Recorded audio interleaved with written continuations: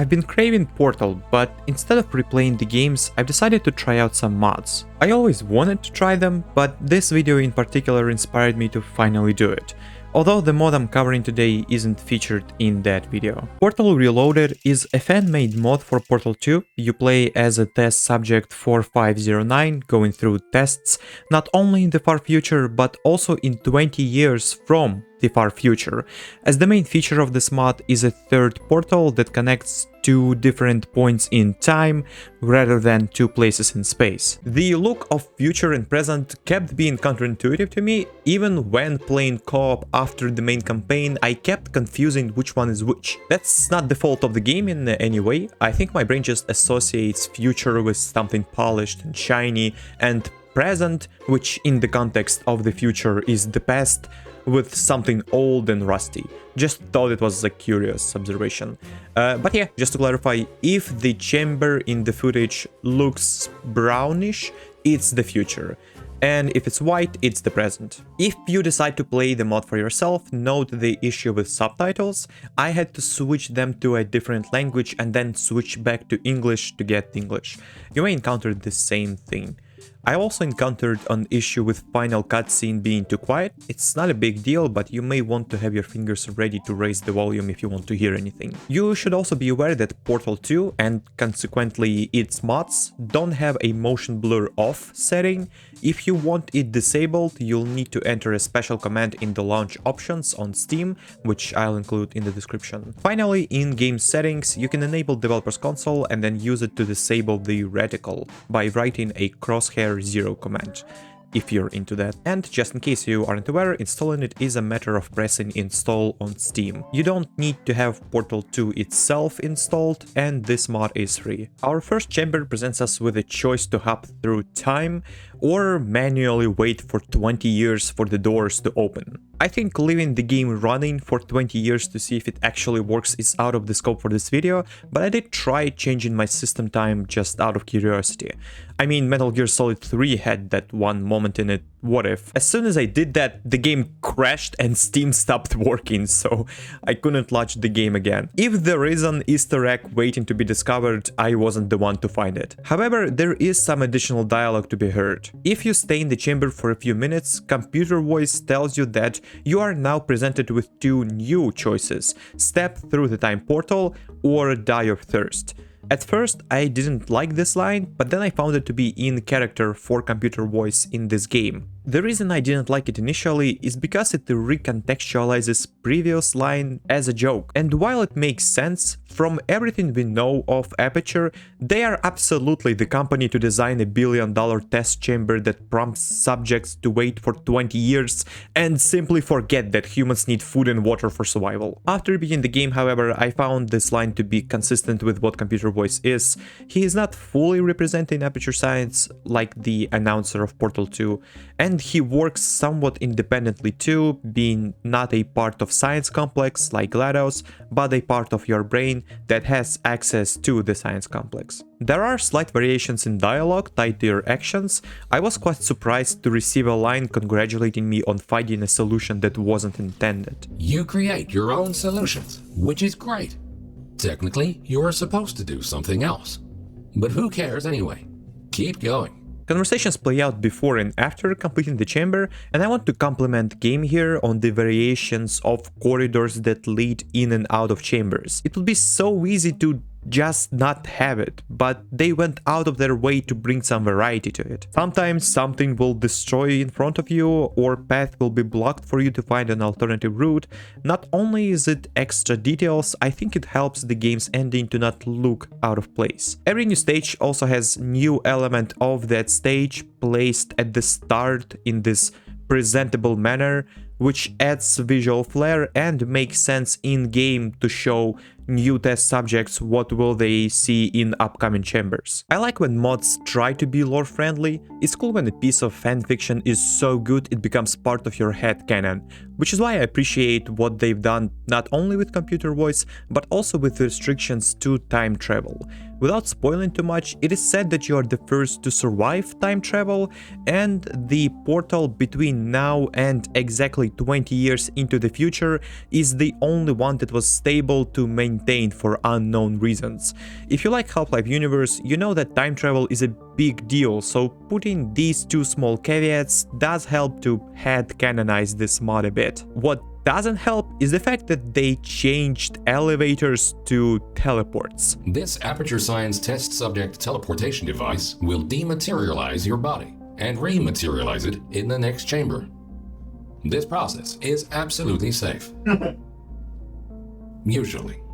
Once again, teleportation is supposedly a big deal for this universe, and here is Aperture casually reconstructing you atomically from chamber to chamber. They also mention this technology at the very end of the game, and I think it only weakens the ending. All of this not to suggest in any way that a good mod needs to be lore friendly, it's just a fun little thing on the side, and I think teleports ruin it. The trade-off is a few funny lines and just one more element that makes this mod stand out. Story is obviously not why you're going to be playing it though, it's going to be the puzzles, and they are genuinely very good. Almost all of them made me have that I am very smart moment. I think there was only two that I didn't like. One is a timed challenge and one I just spent too much time on and at the end managed to cheese it, failing to find a proper solution. The level of challenge amplified nicely, it takes a few chambers before you get the portal gun and then a few more before you can fire the third portal instead of using it in predefined locations. It is more than enough to get you familiar with the workings of the time portal. While it is more exciting to discover it on your own, I did want to describe how the time travel puzzle element works in this game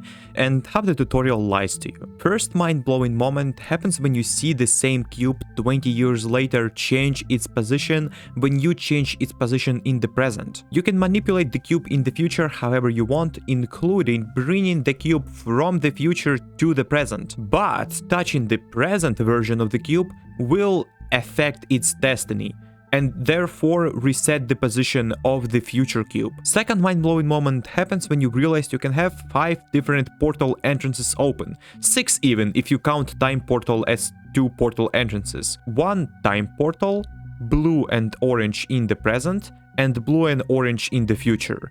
If you place the portal in the present, it stays there 20 years into the future. However, if you change its position in the future, it won't affect the same portal in the present. But if you place same portal in the present again, it now will override its position in the future. Third mind-blowing moment happens when you use positioning of your time portal to carry out certain properties of the chamber from one time to another by remembering what position matters in one time, even though that same position appears irrelevant in the other time. All puzzles are built around these 3 ideas, but it never gets repetitive. Even if most of the time you'll be thinking, where should I place the cube in the present so that I can then bring cube from the future to the present and finish the puzzle without disturbing the original cube up until I'd have to. I especially liked this one.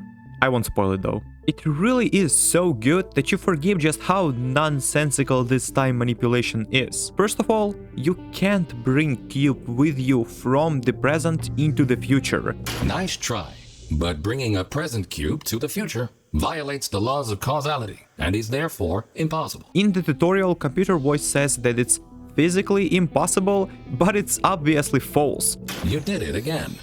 To clarify, you cannot take a cube from the present with you to the future. We see that it's possible because not only will we be doing that for other objects, such as light bridges, we also constantly transporting ourselves into the future. For the last time, this is physically impossible. Please stop trying. At first, I thought the game didn't even need this restriction to begin with. Aperture Science already has a mechanism that destroys old cubes upon issuing new ones, and mod already has a mechanic that disappears future cube when affecting present cube, effectively ensuring that the player could never have 2 cubes at the same time in the future. But then I realized that nothing stops test subject from spawning 1 cube in the present, bringing it into the future, then going back to the present where there are no cubes in the room, spawning another cube and bringing it again to the future, and so on and so forth, thereby breaking the puzzle. So that's why the game lies to you about the causality. I think there was a way to not have this logical inconsistency if computer voice simply said something along the lines of, "To ensure proper testing, we prevent transportation of cubes from the present into the future. Thank you for your understanding." But it is in the style of Aperture to lie to their test subjects, so it's not a big deal. However, for the same reason of preventing infinite cube spawning, if you bring the cube from the future into the present, theoretically, the cube you brought will stay here for remaining 20 years, so a new cube now should appear in the future. Again, I don't think all of this is that important, nor do I think it is really unexplainable with some alternative universe or quantum mechanics BS. It's just fun to think about, which is why I especially liked this puzzle so much. It just demonstrates a paradox of causality in a very visually satisfying manner. There is, however, one paradox that I genuinely want to not be in the game, even though the solution to the puzzle was satisfying to pull off. This is awesome, but also stupid. And that is the final puzzle of the game. Without spoiling too much, part of the solution is to leave cube pushing on the ceiling via tractor beam, and then get it from that spot in the future where there is no working tractor beam.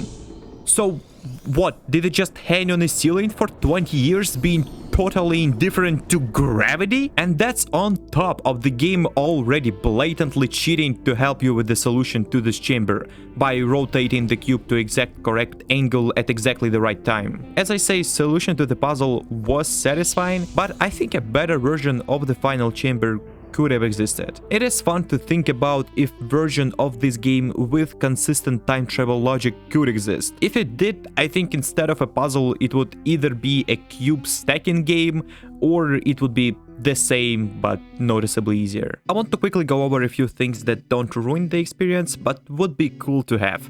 Essentially some nitpicks and wishlist. New test subject is clearly just recolored shell.